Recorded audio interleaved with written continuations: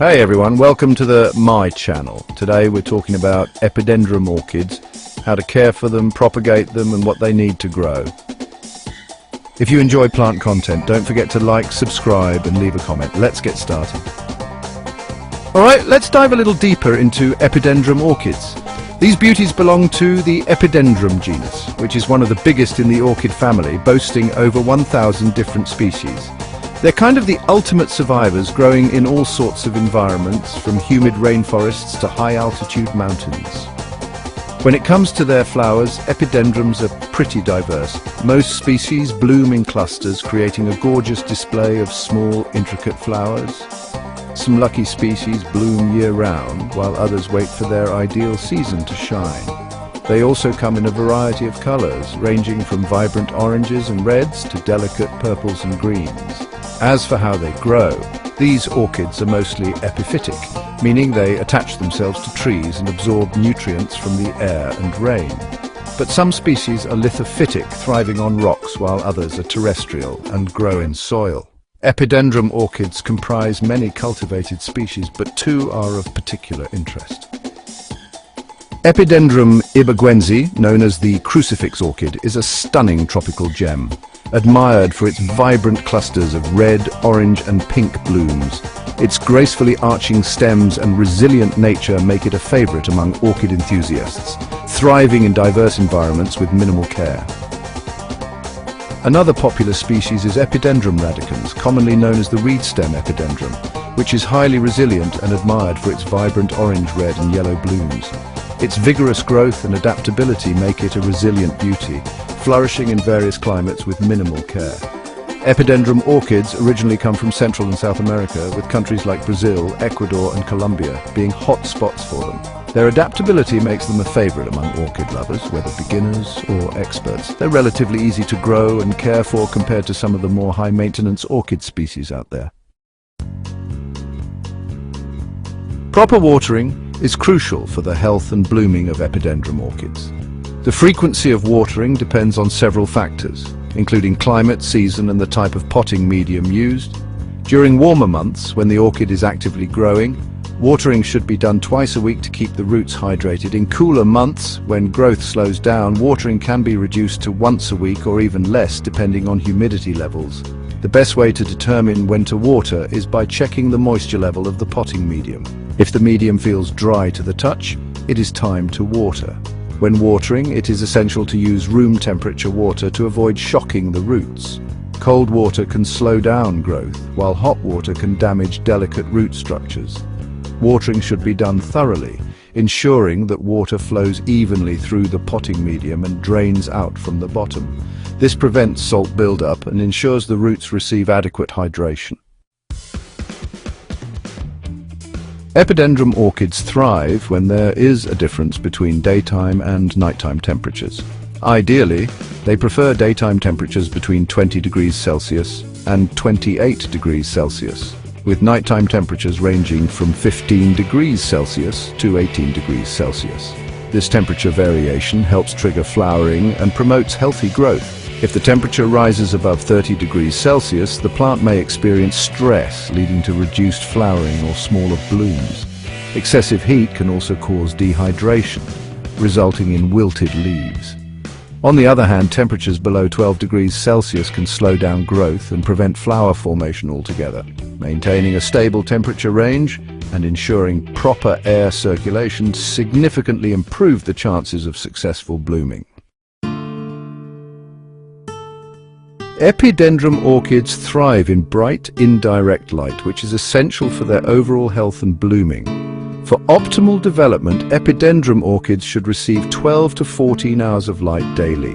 If grown indoors, placing them near an east or south-facing window with sheer curtains can help filter direct sunlight while still providing sufficient brightness. While epidendrum orchids can tolerate some direct sun, excessive exposure, especially during the hottest parts of the day, can lead to leaf burn and dehydration. If the leaves start turning yellow or develop brown spots, it may indicate too much direct sunlight. On the other hand, insufficient light can result in weak stems, dark green leaves, and a lack of flowering. If these signs appear, gradually increasing light exposure can help restore balance. Epidendrum orchids need a well-draining and airy growing medium to support healthy root development. They thrive in pine bark, perlite and sphagnum moss, which prevent excess moisture buildup. Some growers add charcoal to keep the medium fresh. Since these orchids prefer good aeration, using pots with drainage holes is essential. Refreshing the medium every 1 to 2 years helps maintain its effectiveness, ensuring strong growth and vibrant blooms. Epidendrum orchids require moderate to high humidity, ideally between 50% and 80%, depending on the species. Maintaining the right humidity is essential for healthy growth and flowering, as low humidity can cause dehydration and slow development, while excessive moisture without proper air circulation may lead to fungal infections and root rot. To ensure the best humidity conditions, placing a humidity tray filled with water and pebbles beneath the orchid pot can help increase moisture levels. Misting the plant in the morning provides additional hydration, but should be done cautiously to prevent excess water from remaining on the leaves overnight, which may encourage disease. Indoor growers can use a humidifier, especially in dry climates or during winter when heating systems reduce humidity. Epidendrum orchids thrive when regularly fed with a balanced, water-soluble fertilizer. During their growth phase, a high nitrogen formula, the 30th of October 10 NPK, promotes strong foliage. As they transition to flowering, switching to a phosphorus-rich fertilizer 15-30-15 NPK enhances bloom production. To ensure steady nutrient absorption, feed them weekly during active growth and every other week while blooming. Using half-strength fertilizer helps prevent buildup and root damage, while flushing the medium with plain water once a month removes excess salts. Epidendrum orchids can be propagated through several methods, including division, stem cuttings, and keikis. One of the most common methods is division, where mature orchids are separated into smaller sections, each with its own roots. This works best for well-established plants with multiple growths. Carefully remove the orchid from its pot, gently separate the root system, and replant each section in fresh orchid mix. Another effective technique is stem cuttings, particularly for reed stem epidendrums. Select a healthy stem and cut a section at least 4 inches long using a sterile tool. Remove the lower leaves and place the cutting in a well-draining medium, such as bark or sphagnum moss. Keeping the medium slightly moist encourages root development. Epidendrum orchids also produce keikis, which are small plantlets that grow along the stem. Once they develop roots, they can be carefully detached and planted separately. This natural propagation method allows the orchid to reproduce without external intervention. Epidendrum orchids, like other orchid species, are susceptible to various diseases and disorders that can affect their growth and blooming. Root rot is a common issue caused by overwatering and fungal infections. Its treatment involves trimming affected roots, repotting in fresh orchid bark, and ensuring proper drainage. Another disease, bacterial soft and brown rot, appears as water-soaked spots on leaves that spread rapidly, and it can be treated by removing infected tissue, applying bactericides like Physan or copper compounds, and improving air circulation.